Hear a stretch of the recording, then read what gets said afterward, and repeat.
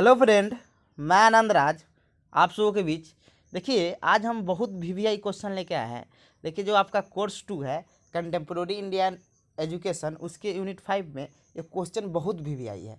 देखिए, आपका जो 21 में जो एग्ज़ाम देंगे उनके लिए बहुत वीवीआई क्वेश्चन आपके एग्ज़ाम में आएगा ही आएगा। देखिए, इसको हम पढ़ देते हैं। क्वेश्चन क्या है कि ऊपर लिखा है course 2 unit 5 BEd first year VVI question लिखा है। क्वेश्चन है कि समान स्कूल प्रणाली क्या है, इस प्रणाली को लागू करने में कौन कौन सी चुनौतियां हैं, इस चुनौती को दूर करने के उपाय बताएं। इंग्लिश में पढ़ देते हैं कि what is common school system, what are the challenge to the implement this system, explain way to the overcome this challenge. मतलब इसको कैसे आप इस चैलेंज को कम कर सकते हैं।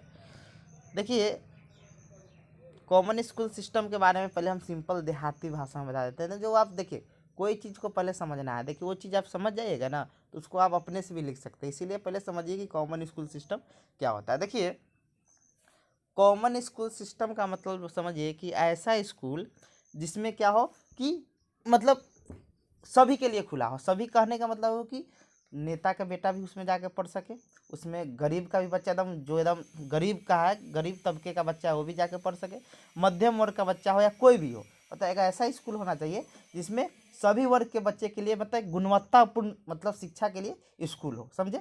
देखिए, तो देखिए, एक और चीज़ आप जानते हैं आप कि बिहार या और भी स्टेट है, वहाँ के स्कूल का बहुत सरकारी स्कूल का स्थिति बहुत ख़राब है। कोई भी मतलब देखिए, जो क्या हम बोले कि जो डी रैंक का मतलब जो मतलब कोई एक कर्मचारी रहता है वो भी अपने बच्चों को मतलब प्राइवेट स्कूल में ही पढ़ाना चाहता है, क्योंकि शिक्षा व्यवस्था इतना मतलब गिर चुका है। इसीलिए मतलब यहाँ पर मतलब क्या बोलते हैं कि ज़्यादातर सब निजी स्कूल की ओर मतलब अथी करते हैं, मतलब झुकाव हो गया है निजी स्कूल की तरफ, मतलब प्राइवेट स्कूल की तरफ। देखिए, आप दिल्ली के बारे में आप जानते होंगे कि दिल्ली में के सरकारी स्कूल की जो व्यवस्था है उसमें मतलब आईएएस का भी बेटा पढ़ता है, क्योंकि देखिए वहाँ सरकारी स्कूल का व्यवस्था बहुत अच्छा है। तो वो मतलब वहाँ पर आप कॉमन स्कूल सिस्टम लागू कर सकते हैं कि सभी के लिए, आप नेता का बेटा या अधिकारी का बेटा किसी का बेटा हो, मतलब वो आराम से उस स्कूल में जाकर पढ़ सकता है, कि वैसा फैसिलिटी दीजिएगा। देखिए, बिहार में ये चीज़ क्यों नहीं होता है कि देखिए यहाँ पर वो चीज़ मतलब सरकार के द्वारा ऐसा कदम नहीं उठाया गया है। देखिए, जिस दिन बिहार में अधिकारी का बेटा कोई आईएएस का बेटा पढ़ने लगेगा, उसी दिन से बिहार के सरकारी स्कूल की स्थिति मतलब बदल जाएगी। तब यहाँ पर कॉमन स्कूल सिस्टम लग जाएगा।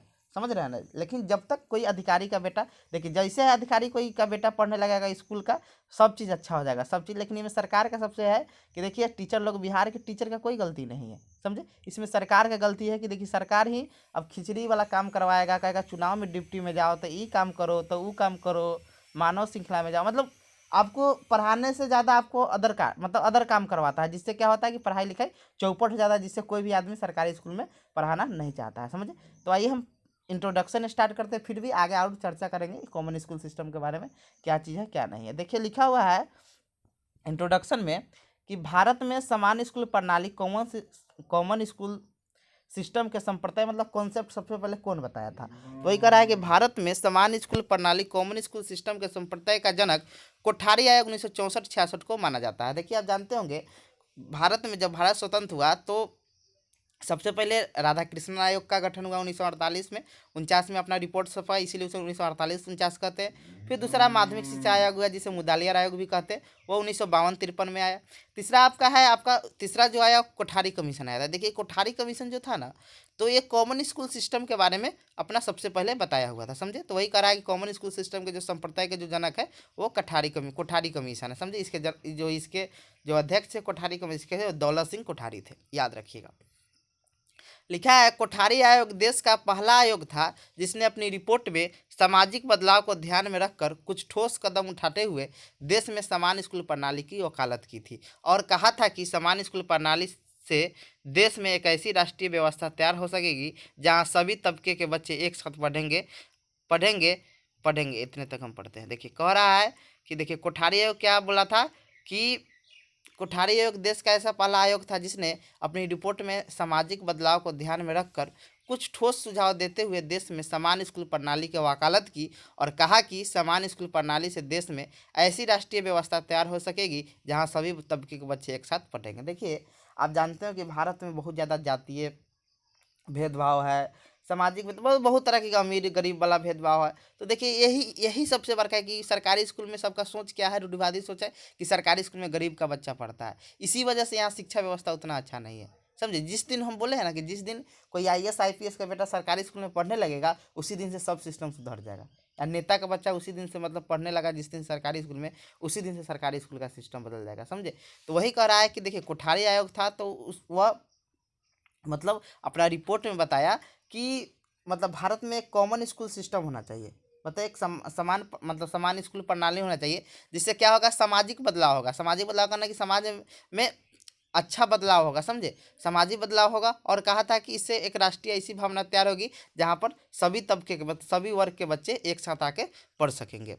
अगर ऐसा नहीं हुआ तो समाज ताकतवर लोग सरकारी स्कूल से भागकर प्राइवेट स्कूल का रुख कर सकेंगे तथा पूरी प्रणाली छिन्न भिन्न हो जाएगी। देखिए कोठारी कमीशन बहुत अच्छा बात कहा था, बोला था कि यदि हम समान स्कूल प्रणाली नहीं खोलेंगे तो क्या होगा कि समाज में ताकतवर लोग सरकारी स्कूल से भागकर प्राइवेट स्कूल का रुख करेंगे तथा पूरी प्रणाली छिन्न भिन्न हो जाएगी।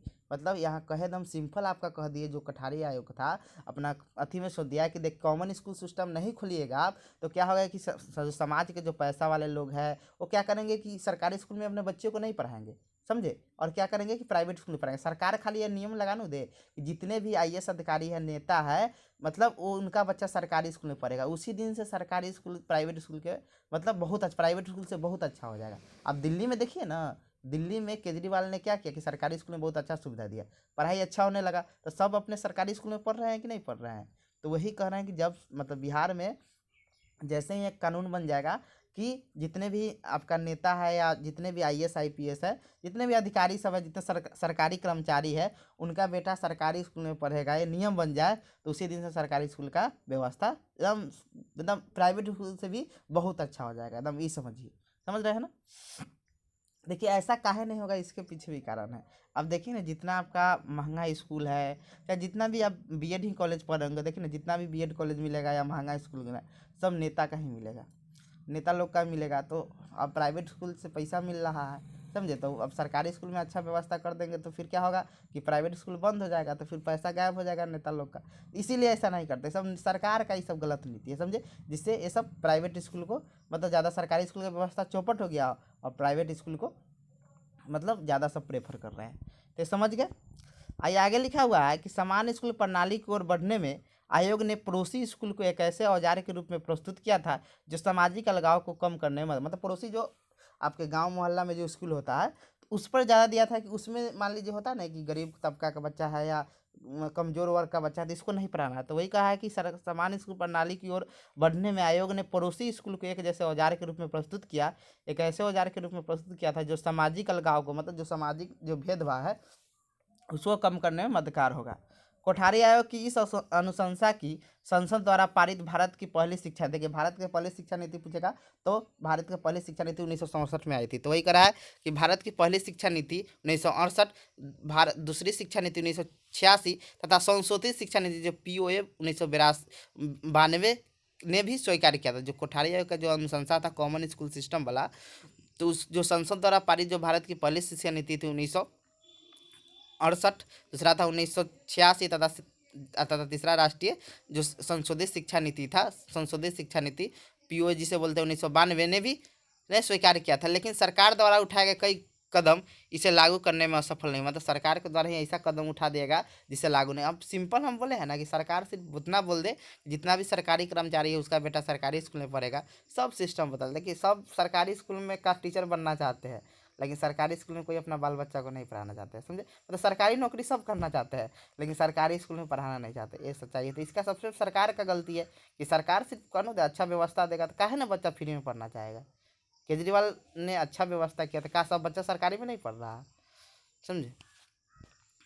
अब देखिए लिखा हुआ है कॉमन स्कूल सिस्टम में जैसी शिक्षा व्यवस्था कुछ लोकतांत्रिक देश जैसे अमेरिका के नेबरहुड स्कूल तथा इंग्लैंड में कम्प्रीहेंसिव स्कूल के रूप में विद्यमान है। देखिए जो कॉमन स्कूल जैसी शिक्षा व्यवस्था है ना जहाँ सब बच्चे जाके पढ़ सकते हैं, कोई तबका को है कोई मतलब अथी नहीं है, समझे।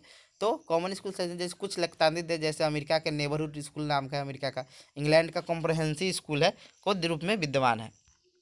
फिर लिखा है कि 1986 की शिक्षा नीति की यह परिकल्पना रही है कि कॉमन स्कूल सिस्टम के द्वारा सभी विद्यालय बिना किसी भेदभाव के सभी बालकों जैसे गरीब, अमीर, एससी, एसटी और भी वंचित जो भी वाले इत्यादि के लिए खुले होने चाहिए। मतलब 1986 की शिक्षा नीति की यह परिकल्पना रही कि जो कॉमन स्कूल सिस्टम के द्वारा मतलब सभी विद्यालय बिना किसी भेदभाव के सभी बालके एससी, एसटी जो गरीब है वो सभी बालकों के लिए खुले होने चाहिए। उन्हें सामाजिक, आर्थिक और अन्य किसी भी प्रकार की भिन्नता के आधार पर उनको शिक्षा से वंचित नहीं किया। मतलब सामाजिक अनुकूल समाज में जो मतलब है सामाजिक रूप से, आर्थिक रूप से जो गरीब है, अमीर है, मतलब सामाजिक हो गया जो कास्ट के रूप में है, और अन्य किसी प्रकार की भिन्नता के विकलांग है, तो उसके आधार पर आप क्या करते हैं, शिक्षा से वंचित नहीं कर सकते हैं।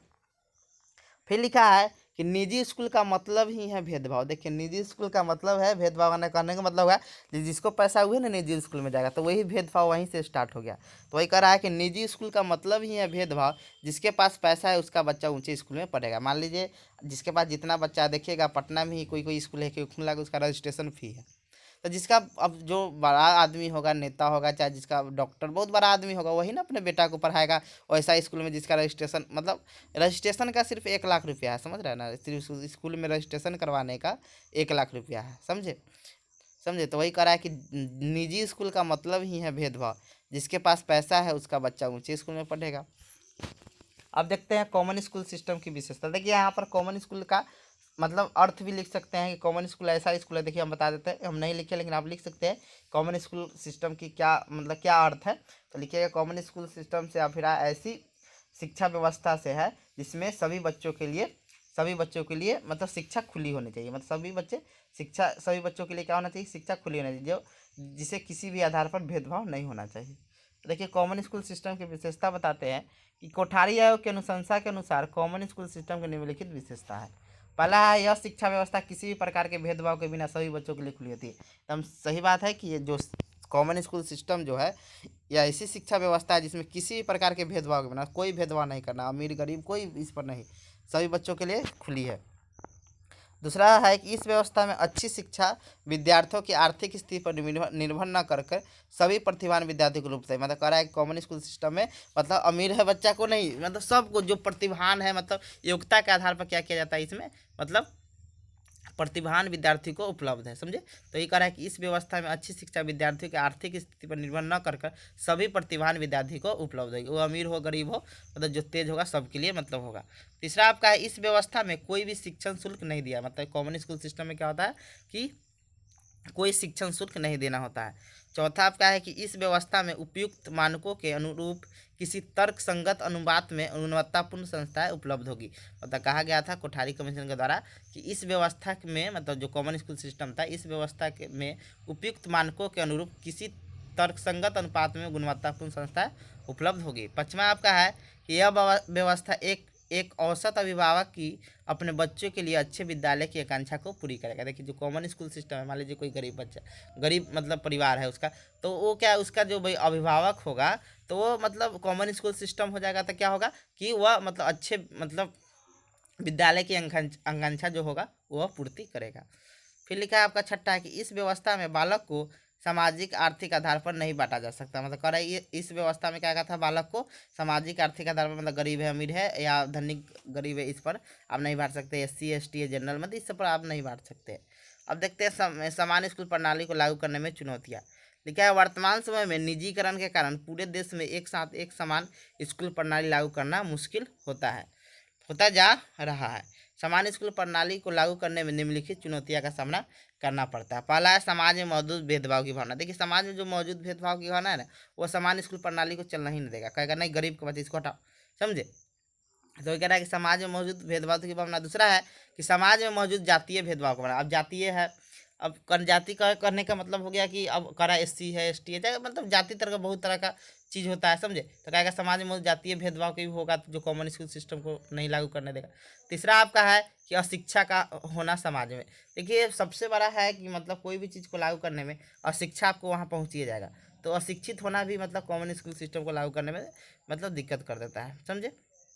रूढ़िवादी धारणा का होना। अब रूढ़िवादी धारणा करने का मतलब है कि बहुत का सोचना सरकारी स्कूल में पढ़ाई नहीं होता है, कॉमन स्कूल ये तो बेकार है इसमें। तो वही रूढ़िवादी धारणा का होना, मानसिक मतलब एक अथी मन में बैठ गया कि ये चीज़ मतलब गलत होता है, सरकारी स्कूल में पढ़ाई नहीं होता, ये कोनो बात होगा, सरकारी स्कूल में भी अच्छा पढ़ाई होता है। तो वही करा है कि रूढ़िवादी धारणा का होना। पाँचवा आपका है सरकार की गलत नीति का होना। देखिए सरकार ही सही नीति ले लेना, कि हम कहे ना खाली इतना एगो नीति नहीं, कानून बना दे कि जितने भी कर्मचारी है वो अपने बच्चों का एडमिशन मतलब सरकारी स्कूल में करे। देखिए ना बिहान वेला से कितना अच्छा स्कूल हो जाता है आपका, इतना अच्छा स्कूल हो जाएगा कि जिसकी कल्पना आप नहीं कर सकते। समझे। गरीबी का होना,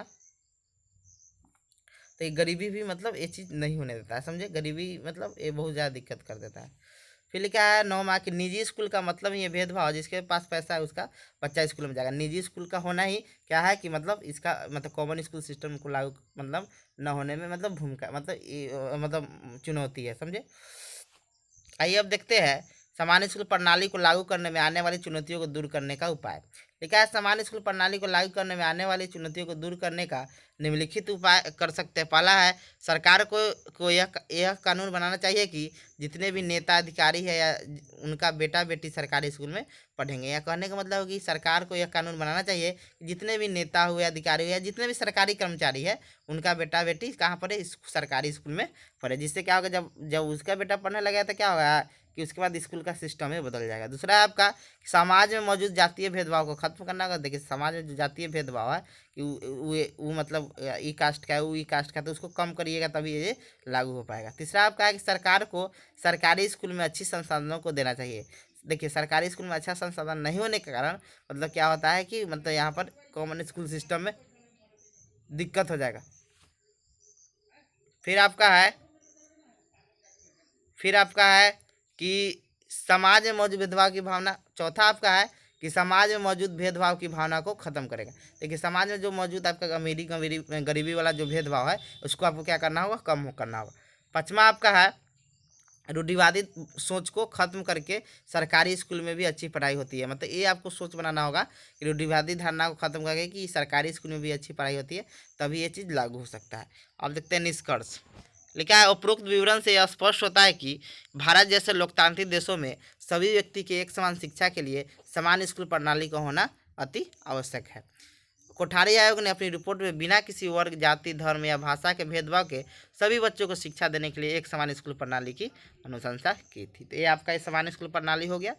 ठीक है, थैंक यू।